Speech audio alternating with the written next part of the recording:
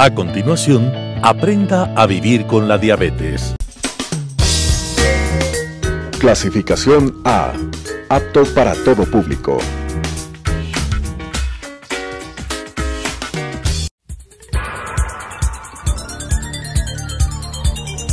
Las opiniones vertidas en este espacio por la producción y dirección del programa son de exclusiva responsabilidad de sus autores y de quienes intervienen en ellos.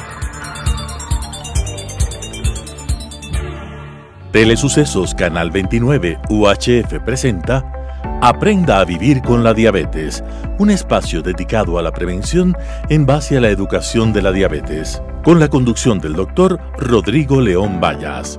Aprenda a vivir con la diabetes. Bienvenidos, estamos en un nuevo capítulo de Aprenda a vivir con su diabetes. Y vamos a abordar un tema que es muy importante el día de hoy, que es la nutrición en la diabetes. Para esto, un pequeño resumen. Recordemos que es una enfermedad mundial, que es considerada una epidemia del siglo XXI, que tiene un componente hereditario en los adultos y que también desde luego se presenta en los jóvenes, en los niños, en los adolescentes, que está correlacionado directamente con la obesidad, que está relacionado también con el sedentarismo, razón por la cual nuestros hábitos deben cambiar y deben ser lo más sanos posibles. Tenemos un alto índice de morbilidad y de mortalidad, y esto genera justamente el problema serio de la diabetes. Dentro de los signos y síntomas, para recordar un poquito de la diabetes, encontramos que la productora de todos los signos y síntomas es la glucosa, porque la glucosa es tóxica. Y al ser tóxica, la glucosa genera una serie de complicaciones y problemas. Primero, si la glucemia se eleva en sangre, vamos a tener un mayor deseo de orinar. ¿Por qué? Porque busca justamente por dónde salir la glucosa, y es el riñón el órgano mediante el cual va arrastrando esta glucosa mucha cantidad de agua, y por eso es que la persona con diabetes tiende a orinar más. Como tiende a orinar más, se deshidrata, y al deshidratarse va a tener mucha más sed. Al tener mucha más sed y vamos perdiendo un combustible importante que es la glucosa, vemos que justamente esta persona se va a sentir mucho más cansada. Va a empezar a bajar de peso. ¿Por qué? Porque va haciendo acopio de las proteínas y de las grasas del resto de los órganos, del tejido celular subcutáneo, de los músculos, y esto hace que se pierda peso. Junto con ello, el azúcar elevado va a traer, por ejemplo, como problemas una visión borrosa, porque cambia la osmolaridad, la cantidad de azúcar que se encuentra a nivel del ojo, y esto hace que la visión se torne borrosa en un inicio. Y junto con ello, pues muchas veces el desencadenante de todo este tipo de situaciones son procesos infecciosos. Por todo lo dicho en lo anterior, es necesario prevenir su inicio. ¿En dónde? En los grupos familiares donde ya se sabe que existen personas con diabetes y que tienen obesidad, tanto en adultos como en niños y en jóvenes y adolescentes. Miren, ahora que es mucho más frecuente el sedentarismo y todos estos juegos y todas estas clases y todo que tenemos a través del internet, pues las personas hacen poquísimo ejercicio físico, y encontramos niños con obesidad, adolescentes con obesidad, y esto les lleva justamente a tener una diabetes incluso de tipo 2, o sea, la diabetes del adulto. ¿Y cómo vamos a evitar esto? Pues mediante la educación basada en la buena información, que tiene que ser veraz y científica. Es por esto, entonces, que vamos a revisar un poquito la cuestión esta de lo que tiene que ver con la diabetes y nutrición. Entonces, vamos a revisar esto, y como les decía, pues los nutrientes, ¿qué son? Vienen a ser sustancias energéticas, como son los hidratos de carbono y las grasas. Tanto de estas dos provienen del reino vegetal y del reino animal. Luego vamos a tener nutrientes estructurales, como son las proteínas y el calcio, que nos van a permitir estructurar huesos, músculos, etcétera. Y luego tenemos las sustancias reguladoras, como van a ser las vitaminas, los minerales, los aminoácidos, que son aquellas sustancias que van a actuar junto con las estructurales y energéticas para poder producir órganos, tejidos y sistemas dentro del organismo sanos. Y junto con ellos, y no menos importante, más bien dicho, muy importante, el agua como hidratante o vehículo que nos permite justamente transportar todas estas sustancias desde la sangre hacia cada una de las células. Los hidratos de carbono, para que nos quede un poquito más claro, y la fibra dietética se encuentran en los farináceos, es decir, en los cereales y en los derivados de ellos, los tubérculos, las leguminosas, las verduras, las frutas y también los lácteos.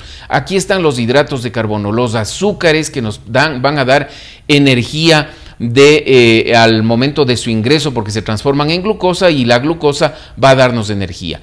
Los proteicos. Tenemos carnes y sus derivados, pescados, mariscos, crustáceos, nuevamente encontramos la leche y también los huevos, en donde aquí encontramos sustancias proteicas. Los grasos, que pueden ser líquidos o sólidos, como el ejemplo, las aceites, la mantequilla, la manteca de cerdo, la nata, la mayonesa, las aceitunas y los frutos secos también son alimentos que, si bien es cierto, son vegetales, pero tienen una buena cantidad de grasas y ácidos grasos. Las vitaminas y minerales, que están distribuidas prácticamente en todos los alimentos que los hemos señalado anteriormente, divididos justamente en aquellas vitaminas que son hidrosolubles y en aquellas que son liposolubles. Y el agua como elemento vital que debemos ingerir diariamente, por lo menos en 1,5 litros de promedio diario todos nosotros. En la siguiente diapositiva vemos que la glucosa en sí como nutriente, ¿qué es lo que va a hacer? Nos va a proveer de energía al organismo. Ingresa a través de nuestra alimentación, pasa al intestino y del intestino es absorbida y va hacia la sangre. Estos azúcares o hidratos de carbono pueden ser simples, como son el azúcar, la miel, la panela, etcétera, que son en definitiva glucosa. O pueden ser complejos en forma de disacáridos o polisacáridos, que vienen ya complejos mucho más grandes, moléculas más grandes, como vienen en el pan, en las papas, en el arroz, en el fideo, en los lácteos, en las frutas, en los granos. Entonces estas necesitan desdoblarse para poder ser absorbidos justamente como glucosa. Y de ahí pasan a las células del cuerpo. Bien. En esto que yo les he hablado y esto les he comentado, es importante que ustedes como recomendación sepan que el paciente con diabetes debe ingerir 5 o 6 comidas en el día, es decir, hay que fraccionar la alimentación. Fraccionar la alimentación en el paciente diabético va a permitir que no haya unas subidas y unas bajadas bruscas de glucosa y que asimismo, como sube la glucosa, va a subir la insulina, bajan los azúcares, va a bajar la insulina y nos evitan justamente los problemas de hiper o hipoglucemias. Por lo tanto, el régimen nutricional tiene que ser equilibrado, tiene que ser variado y tiene que ser agradable a la vista. Por eso es que hablamos de que el régimen nutricional tiene que ser individualizado. Cada persona tiene sus gustos, cada persona proviene de diferentes regiones. Galápagos, en nuestro país me refiero, la costa, la sierra, el oriente. Entonces cada uno en su medio, en su hábitat, tiene diferentes tipos de alimentos que son los que nos proporcionan los nutrientes. ¿Y esto a qué nos va a llevar? A tratar de mantener un peso normal. Y es por esto que dentro de la nutrición es fundamental el establecer en la primera visita con nuestros pacientes cuál es su peso. Y en base al peso vamos a ver si está en un peso normal, le vamos a dar un régimen nutricional que va a ser normocalórico, o sea, con una cantidad de proteínas, de grasas, de hidratos de carbono, de agua y de minerales que lleguen, digámoslo simplemente como un ejemplo, como un dato, entre 1.700 calorías en el día, que es lo que tiene que consumir este individuo que hace un trabajo normal y que hace también ejercicio físico diario. Aquel que está obeso deberá hacer un régimen nutricional ajustado a su obesidad, es decir, tendrá que ser un régimen hipocalórico, hasta que puede ser hasta de 1.200 calorías, no menos, porque menos de esto pues puede traer serios problemas. Hipercalórica, porque esta persona está muy delgadita y necesita aumentar su peso. Y muchas veces pueden ser regímenes nutricionales de 2.000, 2.500 calorías. Si es una persona que es un atleta, si es un atleta justamente de estos de alta competencia, me pongo yo ahora que estamos viendo justamente las Olimpiadas, la heterofilia y todo esto, necesitan muchas veces dietas de 4.000, de 5.000, de 6.000 calorías, fíjense, porque lo que gastan a nivel muscular es realmente grande. Y todo esto, desde luego, va a estar dado también por factores como son la edad, como es la actividad física de la que ya he comentado este momento, y cualquier tipo o problema de salud. Si es una persona hipertensa, si es una persona que tiene una hipercolesterolemia, un colesterol alto, si es una persona que tiene alteradas muchas de las enzimas que no nos permite o que no les permite absorber de buena forma, por ejemplo, la leche por un déficit de lactasa, esto va justamente a permitir que el nutricionista o el médico que le atienda debe elaborar un régimen nutricional justamente para su edad. Veamos la siguiente diapositiva. Bien, hablamos de la insulina, y la insulina es una hormona que está fabricada por el páncreas. Esta es la que nos va a permitir el paso de la glucosa o azúcares dentro de las células. O sea, el azúcar está circulando en la sangre, viene la insulina que circula también en la sangre, esta se une a sus receptores a nivel celular y permite entonces que ingrese el azúcar para producir energía en las células, órganos, aparatos, etc.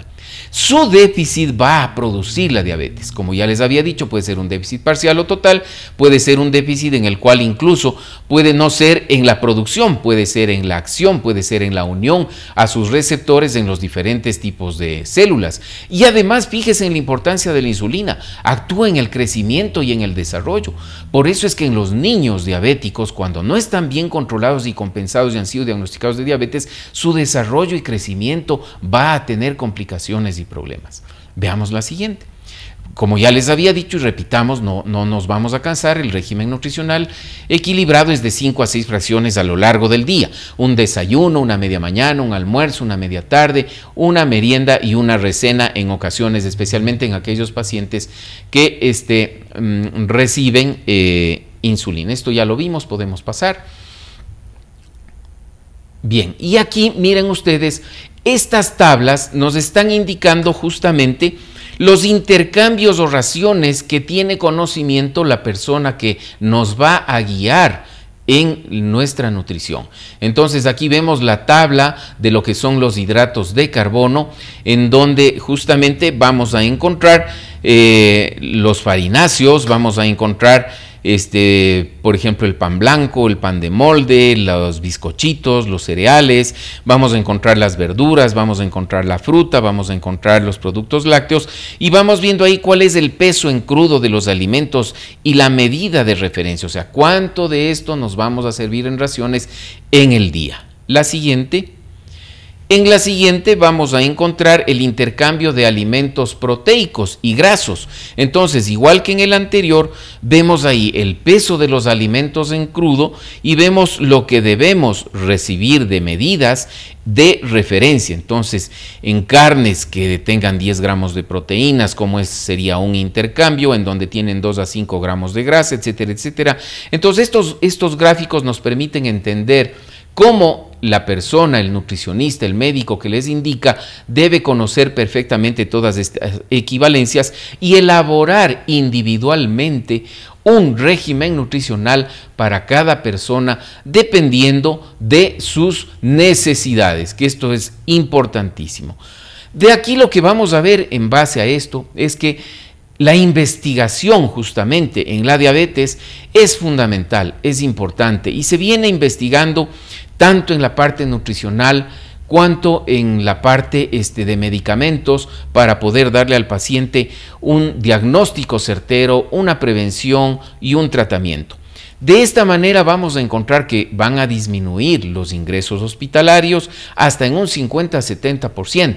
Haciendo bien un régimen nutricional, teniendo los conocimientos básicos de lo que tiene que ver con la educación en diabetes, y vamos a evitar, fíjense en algo que es penosísimo, las amputaciones de miembros inferiores, y justamente eso van a disminuir hasta en un 50-80% cuando el paciente diabético se logra controlar bien desde el principio. Asimismo, vamos a disminuir la cetoacidosis diabética y esto nos va a permitir disminuir incluso, como estamos viendo ahí, pues hasta en el 60 al 90% este tipo de problemas. Y además de eso vamos a intervenir, y lo que nos da las estadísticas es que prevenimos la enfermedad cardiovascular, es decir, los infartos y las muertes, porque acuérdense que el paciente diabético, al ser afecto justamente su sistema cardiovascular, ellos van a morir más que de la diabetes del problema del infarto. Asimismo van a tener una enfermedad renal complicada porque muchas veces tienen que entrar en diálisis peritoneal o hemodiálisis, van a quedar ciegos, pero todo esto vemos cómo disminuye justamente con la influencia que tiene en ellos y la educación y todo lo que vamos descubriendo. Asimismo, las muertes perinatales de los fetos y de los neonatos de mujeres diabéticas se han visto cómo han disminuido gracias a toda la investigación que se ha hecho y a los nuevos elementos que tenemos para poder controlar esta educación. Y junto a esto vamos a encontrar entonces que la calidad de vida ha mejorado. Podemos poner la última, en donde miren, juntos vamos a lograr todos los objetivos que nos propongamos en nuestras vidas. Juntos, el equipo médico y el paciente con diabetes.